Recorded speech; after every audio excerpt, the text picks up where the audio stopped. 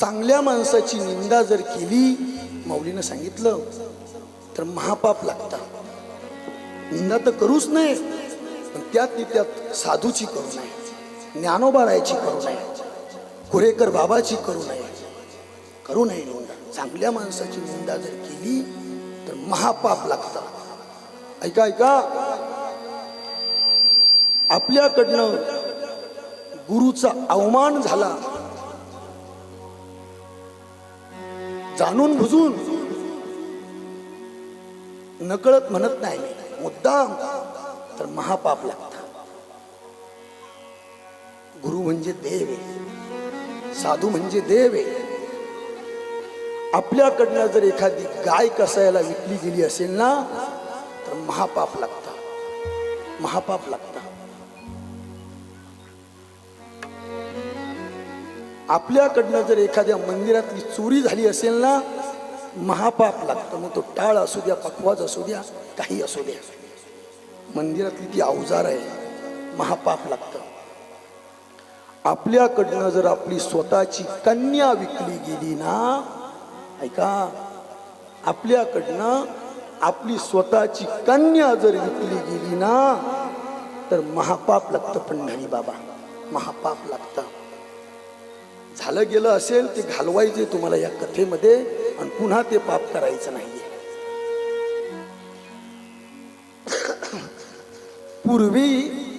पूर्वी म्हणजे 15-20 वर्षापूर्वी मुलाला हुंडा द्यायचे. सासरकडले लोक मुलाला हुंडा द्यायचे. थोडीशी प्राथमिकता मांडून कथेमध्ये प्रवेश करतो, एवढाच मुद्दा.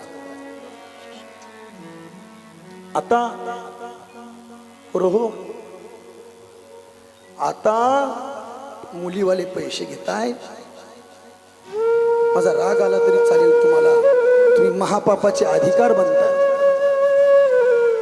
मुलीचं लग्न घरात गावामध्ये करा, मंडपामध्ये, पण नवरदेवाकडल्या माणसांचे पैसे घेऊन ते लग्न लॉन्स मध्ये नेऊ नका, महापाप येते. अरे, आपल्याला पृथ्वीदानाचं पुण्य, आपण पृथ्वी देऊ शकत नाही. आपल्या जमिनी थोड्या जमिनी आहे, त्याच मिलिटरीमध्ये गेल्या, नदीमध्ये गेल्या, पाटात गेल्या. पृथ्वी कधी दान करणार आपण? माझे मायबाप, पण आपण आपल्या पदरामध्ये पृथ्वी दानाचं पुण्य आपल्या पदरात आपण मिळवू शकतो. ज्याला मुलगी असेल ना, मुलगी झाली असेल, ज्याला मुलगी असेल ना, त्यानं मुलीचं लग्नामध्ये कन्यादान करतो. संकल्प सोडला ना, ही कन्या ह्या देवाला, ह्या जावयाला मी समर्पित करतोय, बस ते पृथ्वीदानाचं पुण्य आहे. ज्या घरात एक मुलगी जन्माला आली असेल ना, त्या बापाला ती मुलगी पृथ्वीदानाचं पुण्य देऊन जाते. ज्या घरात 2 मुली जन्माला आल्या असतील ना, त्या घरात त्या मुली बापाला 2 पृथ्वीदानाचं पुण्य देऊन जाते. म्हणून माझी बापांना, आयांना विनंती आहे, मुलीचा विक्रय थांबवा. तुम्ही 1 लाख घेतले काय, 2 लाख घेतले काय, तुम्ही मुलीला विकताय. कथेतले बोले, तुकोबरायाचे बोले नाही. 50,000 ना आपण शिरा, भात, कढी देऊ, पण आम्ही पैसे घेऊन लग्न लॉन्सला करणार नाही. तुम्हाला तिकडे गेल्यानंतर काय रिसेप्शन करायचं ते करा, नाही करायचे. पाप घडलं असेल तर आजच्या कथेमध्ये हे पाप अंतकरणापासून आजची कथा, ही 7 दिवसाची कथा ऐका. या पापाचं क्षालन होईल आणि पुन्हा ते पाप घडणार नाही याची काळजी, दक्षता घ्यायची आहे. देव दयाळू आहे, साधू दयाळू आहे. वाहल्या कोळ्याचा स्वीकार करणारे ते, वेश्या गणिकेचा स्वीकार करणारे ते. ही कथा